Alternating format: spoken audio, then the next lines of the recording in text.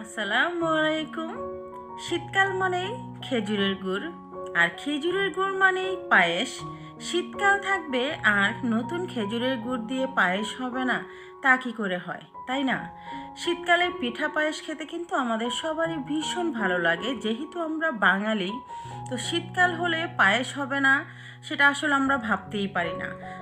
আজ হাজির হয়ে গেলাম আপনাদের সাথে পায়েসটা শেয়ার করব। আর আজকে আমি কম দুধ দিয়ে কিভাবে খুবই মজাদার খিরসাওয়ালা পায়েস তৈরি করা যায় সেটাই দেখিয়ে দিব। চলুন দেখে নেওয়া যাক।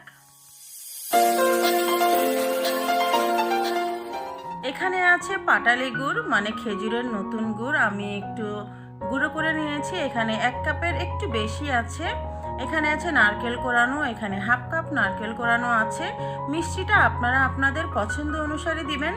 এখানে আছে কালো জিরা চাল, মানে সুগন্ধি চাল। এখানে 1 কাপ পরিমাণ চাল আমি আধ ঘন্টার মতো ভিজিয়ে রেখেছি। এক্ষেত্রে হবে কি, চালটা খুব সুন্দর সফট হয়ে যাবে, খুব তাড়াতাড়ি সেদ্ধ হবে। তো আমি দেখতে পেলেন আমি আগে চালটাকে আমি পানি দিয়ে সিদ্ধ করে নিব। চালটা কিন্তু সেদ্ধ হয়ে গেছে। এখন একটা চামচের সাহায্যে আমি একটু ভেঙে ভেঙে দিচ্ছি চালগুলোকে।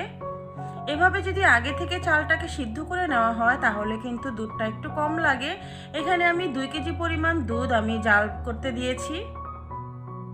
তো এই দুধটা কিন্তু কোনো ঘন করার দরকার নেই, দুধটা বলক আসলেই হবে।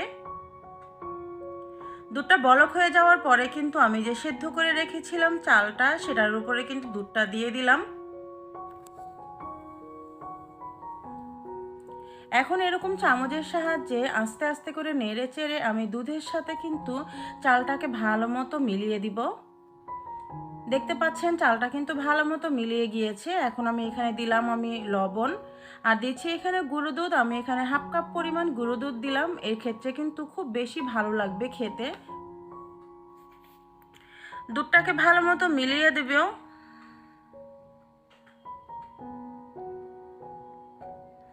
দিচ্ছি আমি তেজপাতা, এটা একেবারেই অপশনাল, আপনারা চাইলে নাও দিতে পারেন, খুব সুন্দর একটা স্মেল হয়।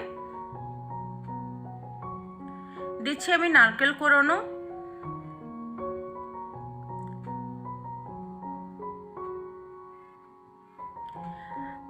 আর এই সময় কিন্তু অনবরত নাড়তে হবে। চুলার পাশ থেকে সরে গেলে কিন্তু হবে না, তাহলে কিন্তু তলানিতে লেগে যেতে পারে। অনবরত নাড়তে থাকতে হবে। আর পাশের চুলাতে আমি যে গুড়টা আছে সেটা একটু রেডি করে নিব। আমরা সবাই জানি যে দুধ আর গুড় যদি একসাথে সাথে সাথে মিশিয়ে দেওয়া হয় তাহলে কিন্তু ফেটে যায়। তো সেজন্য একটু গুড়টাকে আলাদা রেডি করে নিব। এখানে আমি দিয়ে দিচ্ছি কিন্তু দারচিনি আর এলাচ। এখন ভালো করে গুড়টাকে একটু গলিয়ে নিব। আর গলিয়ে নেওয়ার পরে আমি গুড়টাকে ঠান্ডা করে নিব।